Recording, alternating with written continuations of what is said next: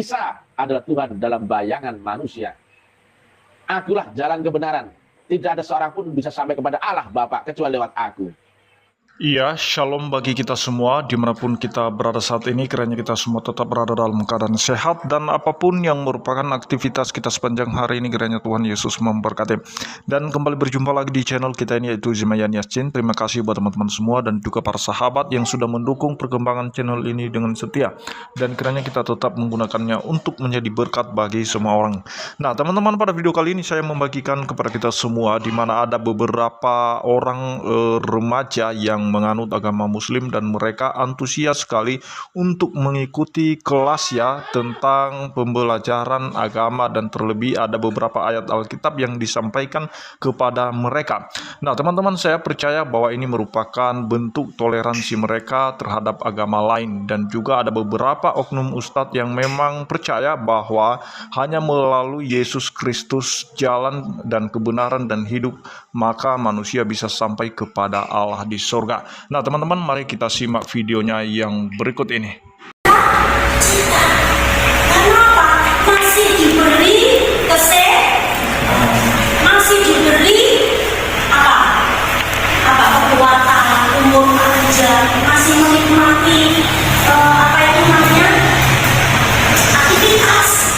Sedangkan orang yang kembali di rumah sakit sana, dia nggak bisa menikmati seperti kita menikmati. Mereka yang di ICU, ya. Saya pernah berada di ruang ICU, hanya menakutkan. Benar-benar menakutkan. Dan betul apa yang saya takutkan itu terjadi. Saat itu memang seperti saya cerita ya, seperti itu. Orang tua saya sendiri waktu itu juga dalam hitungan menit, saya itu berjuang 8 hari lamanya, saya berjuang supaya orang tua saya itu tetap sehat dan pulih kembali. Tidak bisa orang tua saya dipanggil, dan itu saya rasakan luar biasa. Kalau jangan misalnya kalau sudah mengalami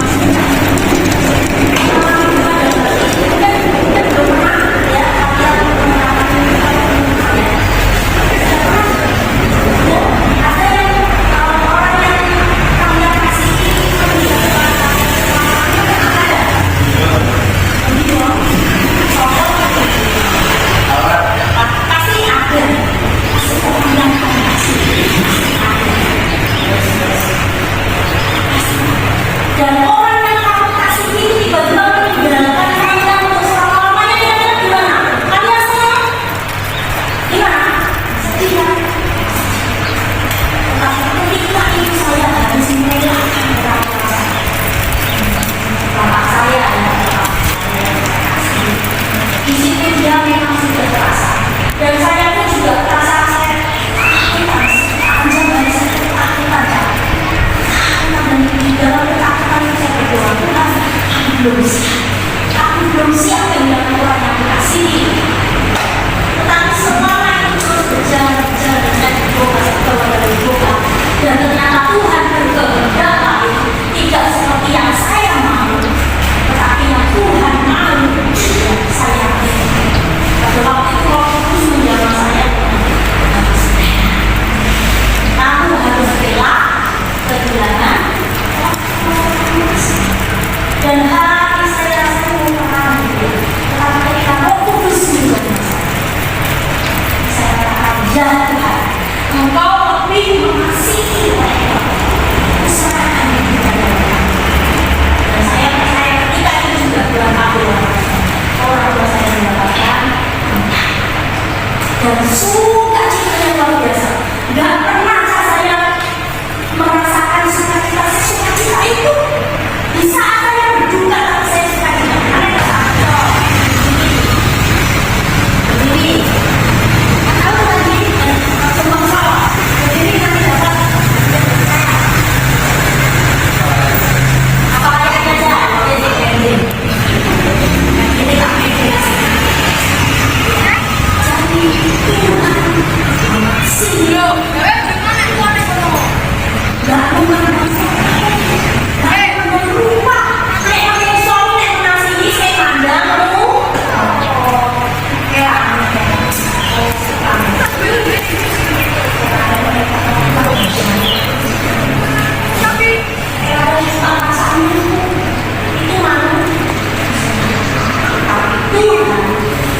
Dia tidak pernah memandang sebelah mata.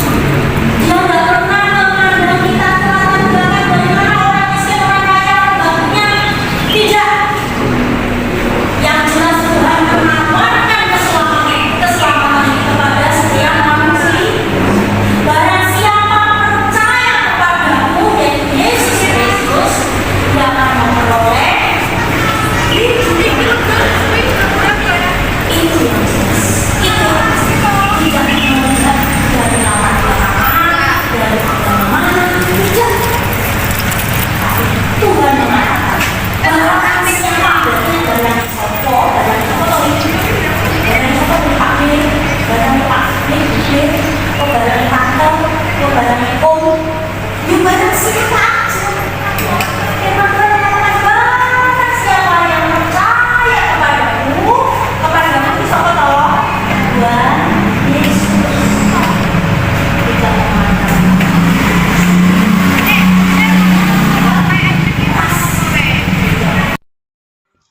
Nah, jadi itu dia videonya teman-teman. Kita sudah melihat, menyaksikan bagaimana mereka antusias dan mereka berpartisipasi dalam mengikuti kelas pembelajaran firman Tuhan, dan bahkan ada beberapa ayat yang disampaikan kepada mereka tentang siapa Yesus. Dan ibu itu tadi sudah menyampaikan bahwa Yesus adalah jalan dan kebenaran. Barang siapa yang percaya kepadanya tidak akan binasa, mereka akan memperoleh hidup yang kekal bagi yang percaya kepada Kristus. Nah teman-teman, kenapa Yesus datang ke dunia ini? Sebenarnya masalah ini bermula di kejatuhan manusia yang pertama, yaitu Adam dan Hawa di Taman Eden. Ketika Adam dan Hawa jatuh ke dalam dosa, maka otomatis hubungan Allah dengan manusia terpisah. Sampai Adam dan Hawa di taman itu membuat pakaian dari dedaunan untuk menutupi ketelanjangan kenajisan mereka. Kenapa mereka bisa najis? Karena satu pelanggaran mereka. Dan lebih mirisnya, di mana Adam dan Hawa berusaha bersembunyi dari hadapan Allah. Kenapa? Karena mereka takut hukumannya sangat berat, yaitu mereka dibuang dari taman itu dan mereka pasti akan mati. Nah teman-teman, oleh karena Allah yang maha kasih, maha penyayang, sehingga ia mengasihi manusia itu, bukan hanya menghukum saja, dia menjanjikan seorang penyelamat yang akan lahir dari keturunan perempuan. Kenapa dari keturunan perempuan? Karena itu merupakan suatu anak yang lahir yang bukan karena hubungan biologis suami istri. Dan itulah sebabnya di zaman Adam dan Hawa itu ada satu peristiwa yang dilakukan Allah, yaitu di mana Allah menggantikan pakaian Adam dan Hawa dari kulit binatang. Itu artinya bahwa ada penyembelihan korban. Demikian para nabi selanjutnya, setiap mereka untuk mendapatkan pengampunan maka harus mengorbankan binatang, dan itulah cara di zaman mereka untuk mendapatkan pengampunan Allah. Nah setelah itu sampai Yesus lahir, sampai Yesus datang ke dunia sesuai dengan janji Allah kepada Adam dan Hawa pada saat itu, maka ketika Yohanes bertemu dengan Isa dan dia berseru di hadapan banyak orang, pada saat itu dia berkata, "Lihatlah Yesus Kristus, anak domba Allah yang menghapus dosa dunia." Dan itulah yang merupakan korban yang sempurna yang dilakukan sekali untuk selamanya. Karena kalau korban di zaman para nabi itu belum sempurna, itulah sebabnya harus ada pengorbanan yang diulang-ulang dan menandakan bahwa itu bukanlah sempurna. Yang sempurna adalah sekali untuk selamanya. Maka setelah kematian Yesus Kristus dan setelah dia bangkit, maka manusia kalau melakukan kesalahan atau melakukan dosa, maka mereka tidak perlu mengorbankan binatang lagi, kecuali mereka tinggal minta ampun dan mengakui segala dosa mereka seperti yang tertulis di dalam 1 Yohanes 1 ayat 9. Di sana dikatakan, "Jika kita mengaku dosa kita, maka ia adalah setia dan adil, sehingga ia akan mengampuni segala dosa kita dan menyucikan kita dari segala kejahatan." Dan itu sudah jelas ya, bahwa ketika kita melakukan satu kesalahan, tidak perlu lagi mengorbankan binatang atau mengorbankan darah binatang, melainkan kita minta ampun, karena Yesus Kristus telah mati untuk dosa-dosa kita sekali untuk selamanya dan telah bangkit hidup kembali. Dia naik ke sorga dan dia sudah berjanji untuk kembali lagi menjemput orang-orang yang percaya kepadanya.